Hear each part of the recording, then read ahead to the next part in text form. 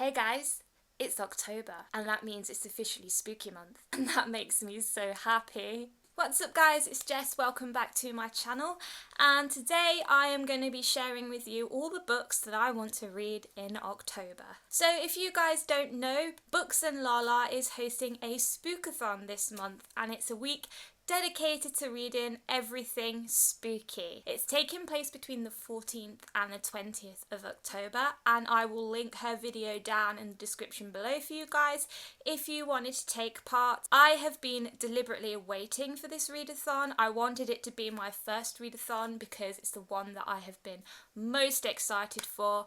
I love October, it's my favourite month of the entire year. It's so atmospheric and I love autumn, and Halloween is probably my favourite night of the year next to New Year's Eve. So I am super excited to be delving into the books that I have been saving for this time of year. Lala has given us 5 challenges to participate in during the Spookathon, and I will put them in the description below so you guys can make a note of what they are and pick the books relevant to those challenges. There are only 5, so I feel like it's not going to be too heavy of a challenge for me to take part in, but so the first challenge that she has given us is to read a thriller, and that makes me so happy because thrillers are my favourite genre of book to read, and I haven't read a lot of thrillers lately and I really want to get back into them, and this is the perfect time of the year to be doing that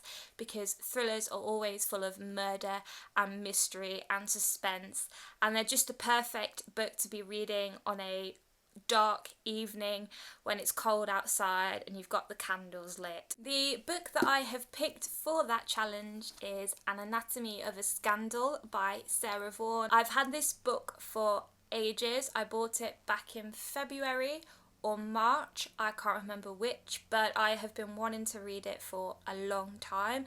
I have had lots of people recommend this to me and I've heard lots of rave reviews about it. It sounds really good. It says that it's a scandal that will rock Westminster, so I believe it might be slightly political. It follows this character called Sophie, whose husband James has been accused of a crime. He's a well-off and well-known public figure in society, and she believes that he is innocent and that he didn't do anything wrong. In the mix is a lawyer called Kate, and she's been hired to prosecute the case, and she is convinced that James is guilty, and she starts digging up a lot of stuff, and it sounds really interesting. It sounds very suspenseful.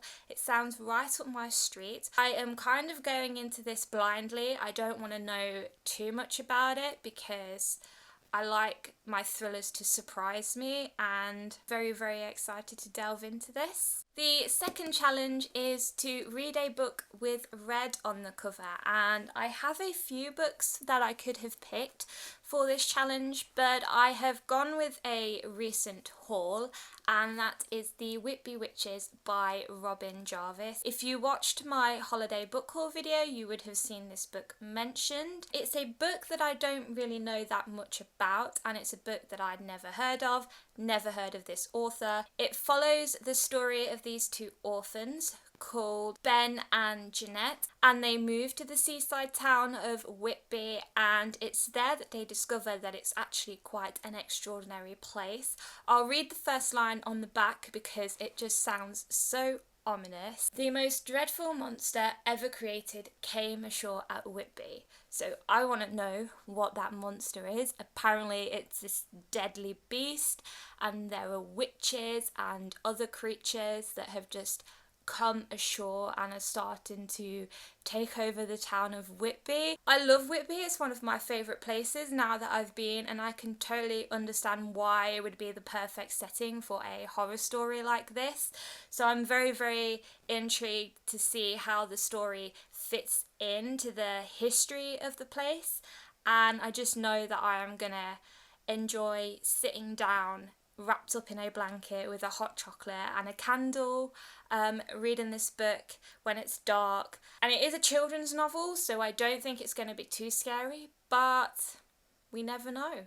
The third challenge is to read a book with a spooky word in the title, and for that I have gone with The Witch of Willow Hall by Hester Fox. This is a book that I picked up back in March, and again, know nothing about it, but I've saved it for this month because I know that it's going to be a perfect read for Halloween. And I'll read you the back of the book so you can get an idea of what it's all about, because I just can't do these book descriptions any justice, so I'm sorry about that. Growing up, Lydia Montrose knew she was descended from the witches of Salem and was warned to keep her legacy secret. But Willow Hall has awoken something inside her. Having fled scandal in Boston, Willow Hall seems an idyllic refuge, especially when Lydia meets her new neighbour, John Barnett. But an eerie menace haunts Willow Hall, with strange voices and ghostly apparitions in the night, calling to Lydia's legacy and leading to a greater tragedy than she could ever imagine. Can Lydia confront her hidden inheritance, or is it too late to escape from the deadly secrets of Willow Hall?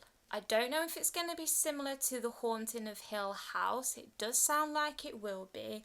I've not looked at any reviews for it. I kind of want to go into it knowing nothing, but the cover is really appealing to me. I haven't read any witch related books as of late, so the fact that I've got 2 on this TBR means that I hopefully will get a lot of good witch related content in my life. The fourth challenge is to read a book in a spooky setting, and the book that I have picked is This Monstrous Thing by Mackenzie Lee. This is another book that I have been saving specifically for this month, and I cannot even begin to express how excited I am to be finally picking this book up. It's set in 1818 Geneva, so a little bit before the Victorian era, but it's still the perfect setting for a spooky story such as this one, and it's all about clockwork people. And when I read that, I knew that I was going to love it, and it reminded me of a Doctor Who episode way back when they had clockwork people, and they were just so creepy and the most weird thing I'd ever seen, and I'm very excited to relive that experience. It's been dubbed as a Frankenstein retelling. It follows the story of this boy called, well, he's not really a boy, he's a man, but whatever, called Alistair Finch, and he is a shadow boy. The shadow boys are a group of illegal men that have been caring for these clockwork people, and they're kind of shadowed from society. Alistair's brother had died 2 years ago, and his girlfriend Mary had left him, and he has no chance of escaping Geneva and rebuilding his life, so he does something that is absolutely not allowed, and he rebuilds his brother Oliver from clockwork parts, and it doesn't really go very well, and their relationship becomes very strained.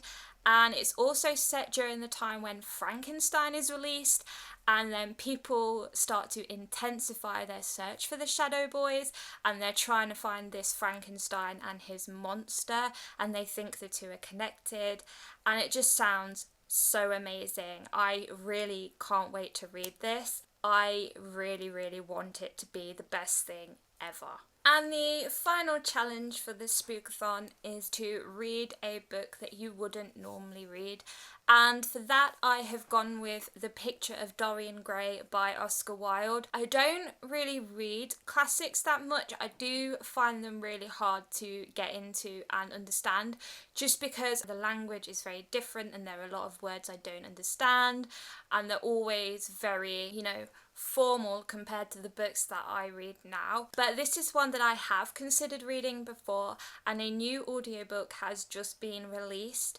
And it's narrated by Ben Barnes, and if you don't know, Ben Barnes played Dorian Gray in the film, which I have seen and I loved, and I love Ben Barnes. He's gorgeous and his voice is gorgeous, and I know that I am going to love listening to his voice as he tells me this amazing story. It follows Dorian Gray, who sells his soul for eternal youth, and I do remember in the film there was a painting of him that kind of took all of the abuse from his hedonistic lifestyle, and the painting of him got very old and crusty and he just stayed young. So very, very excited to read that. Again, it's set in the Victorian era, which is the perfect era to have spooky stories set in. And there's just something about the Victorian era that is so reminiscent of autumn and the atmosphere that you get with Halloween and bonfire night. These are all the books that I am planning to read for the Spookathon. I don't know if I'm going to read all 5 in a week,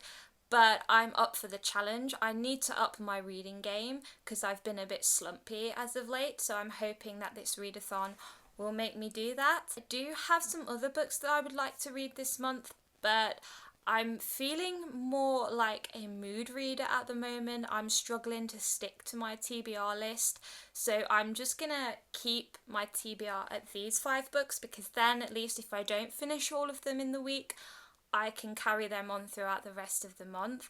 And I also am still finishing 2 books from September, so I don't want to give myself too much to do. I am picking up more hours at work, so I'm not going to have a massive amount of time to sit down and read for hours on end, which is annoying, but at least I have my audiobooks to listen to while I'm doing chores.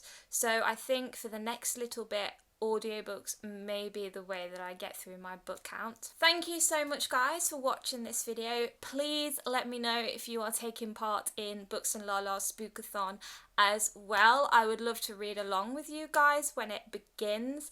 I will do a vlog for Spookathon so you guys can follow my progress. Let me know if you've read any of these books and what you think of them. If you have any spooky recommendations for me that I can read for the next few months, October and November, leave them in the comments below and I will love to check them out. Please like and subscribe, and I will see you in another video. Bye, guys.